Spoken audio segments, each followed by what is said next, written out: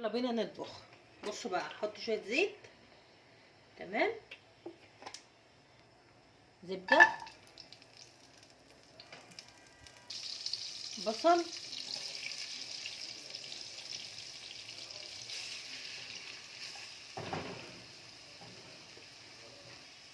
لحمه مفرومه. فلفل.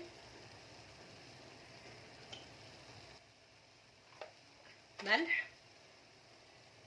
هنقلب. ومعايا كوسه وبطاطس. هقطع البطاطس والكوسه بالمقدار اللي انت عايزاه. انا هنا عشان نص كيلو لحمه عملت 3 بطاطس وحدود نص كيلو كوسه. في الخطوه دي انا هشيل اللحمه في الطبق كده وهقول لكم هعمل ايه. خليكم معايا. شلت اللحمه. انا هنا قطعت الكوسه والبطاطس هوريكم كده. بصوا التقطيعه اهي. والكوسه بنفس الطريقه اهي. اهو. هنزل كده بنصها اهو بالشكل ده. تمام. معايا بقى هنزل باللحمه.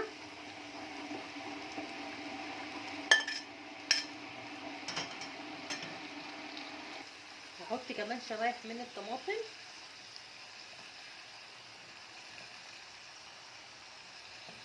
هتديها لون، يعني الطماطم هتديها بس لون وطعم. طبعا انا حاطه بصل كمان، يعني حاطه البصل جواها جوا اللحمه، فانا مش هحتاج احط بصل تاني كده عشان بس تدي للصينيه لون، للطاجن لون.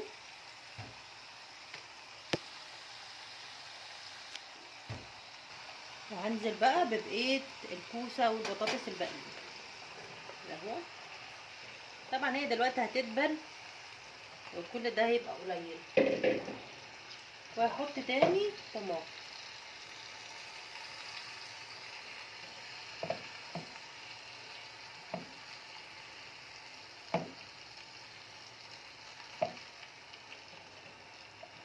معايا كوبايه احط فيها ميه وملح وفلفل اهي. طبعا لونها غامق كده عشان الفلفل. وهنزل بيها كده اهو.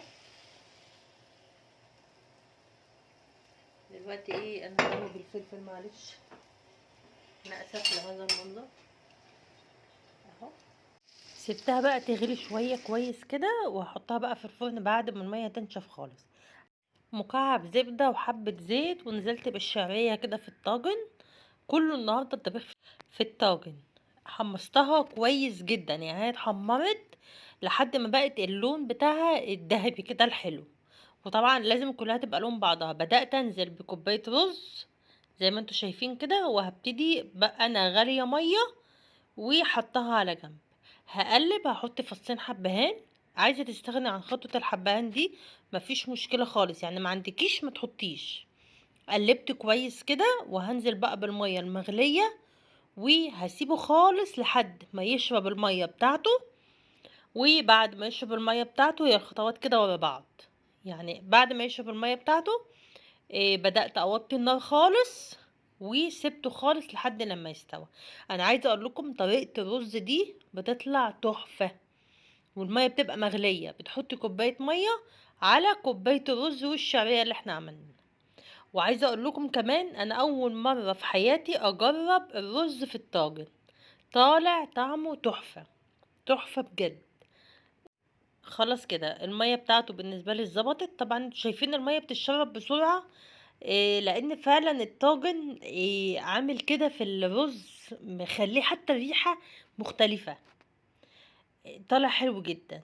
جربوا الوصفه بتاعه الطاجن دي في الرز. صدقوني اكيد انتوا جربتوها يعني. بس انا عشان انا اول مره اجربها فعجباني جدا الطريقه دي بتاعه الرز بالذات.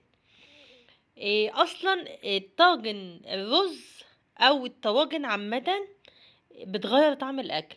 يعني الاكل بيبقى حلو في الحلل والكلام ده. بس الطاجن لا، بيخلي للاكل كده ريحه، طعم مختلف. معرفش، انا بحب الطواجن جدا. بس كده وغطيت عليه وسبته لما الميه تتشرب خالص زي ما انتوا شايفين. وبدات كده انقله بقى على العين الواطيه وحطيت الصينيه بتاعتي اللي انا عملتها في الفرن، وبدأت بقى ايه اكل وادوق كده من كل حاجه، من رز. شوفوا زي ما انا قلت لكم، يعني ولا رزايه ناشفه، طالع مفلفل زي ما انتوا شايفين كده، طعمه خطير. والبطاطس على اللحمه على الكوسه، تحفة تحفة تحفة. أكلة سريعة وسهلة جدا وبسيطة، وأكلة شتوية. لو انت مستعجلة بسرعة بسرعة ممكن تعملي الطبخة دي. بصوا الجمال. بصوا أخدت بقى كده معلقة وبدأت أدوق من الطعامة دي كلها. طبعا الصوص اللي طالع فيها كمان بيبقى خطير، يعني الشوية دول بيبقوا خطار مع الرز كده. وكلي كده وتدفي وادعيلي. وصفة من الآخر تحفة جدا جدا جدا. يا رب وصفتي النهاردة تبقى سهلة وعجبتكم، وادعوا لي بقى دعوة حلوة على الأكلة السريعة الحلوة السهلة دي ومفيدة. ولو عجبكم الفيديو وعجبتكم الطريقة، لايك وشير وسبسكرايب عشان يوصل لكم كل جديد مع مطبخ ست هانم. مع السلامة.